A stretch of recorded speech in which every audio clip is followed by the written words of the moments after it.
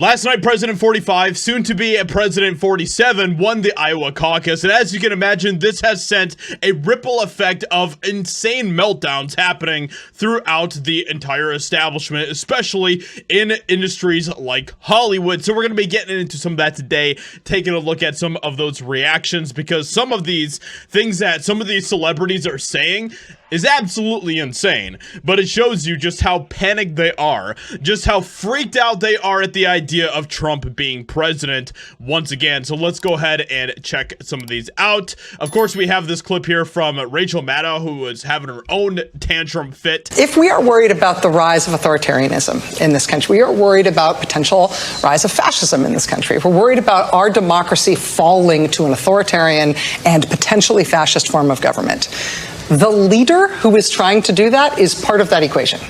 But people wanting that is a much bigger part of that equation. Right.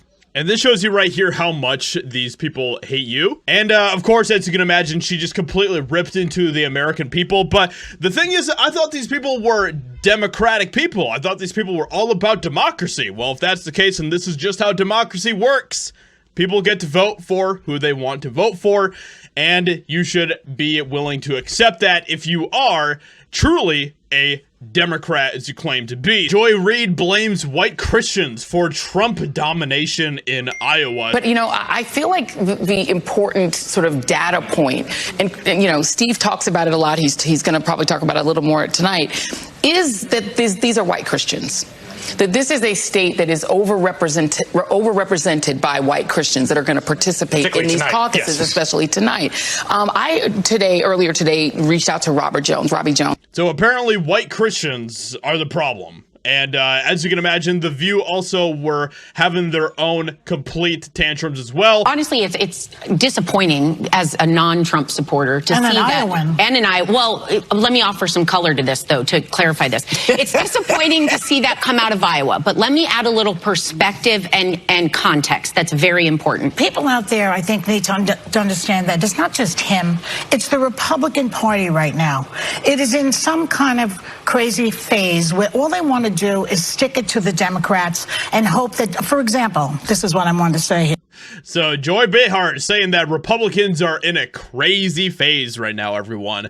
How dare Republicans start to stand up for themselves? And I don't even like using the term Republican, because I think that there's just Americans who are starting to wake up and starting to stand up for the truth, stand up for freedom, stand up for the things that truly matter, American values and all that type of stuff, and Democrats absolutely despise it, especially the elite. So, celebrities speak out after Donald Trump wins Iowa caucus. So let's take a look at some of these reactions coming from Hollywood celebrities. Several celebrities have shared their thoughts on social media after Donald Trump cruised to victory in the Iowa caucuses on Monday night. Of course, Bette Midler, being the unhinged person that she is, tweeted this out: "In your guts, you know he's nuts." So, yeah.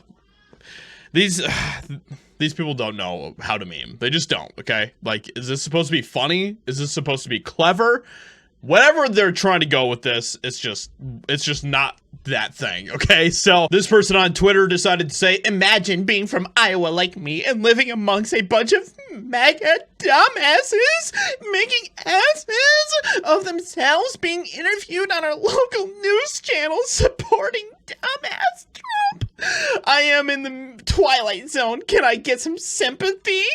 And Mark Hamill responded with a broken heart. Ultimately, Hollywood celebrities are absolutely panicking because they know what is coming and they know that they can't stop it. They cannot stop the Trump train no matter how much they try. Now, of course, maybe this is just me being a cynical person, I still have a hard time trusting and believing in what is going to happen at the end of the year with the election and everything else. I still have a lot of reservations about the system in a lot of ways, if you know what I mean. And so it makes me wonder who's actually going to end up being president. I still have a lot of questions about that when it comes to Democrat versus Republican, especially if Trump is out on the ballot. I just think that the Democrats and the leftists and the system in general are going to try to do everything they can, everything they possibly can, to try to stop Trump. Now, whether that happens or not, we'll have to see. But let me know what you think about all of this in the comments below. Leave a like, subscribe, and I'll talk to you all in another video very soon.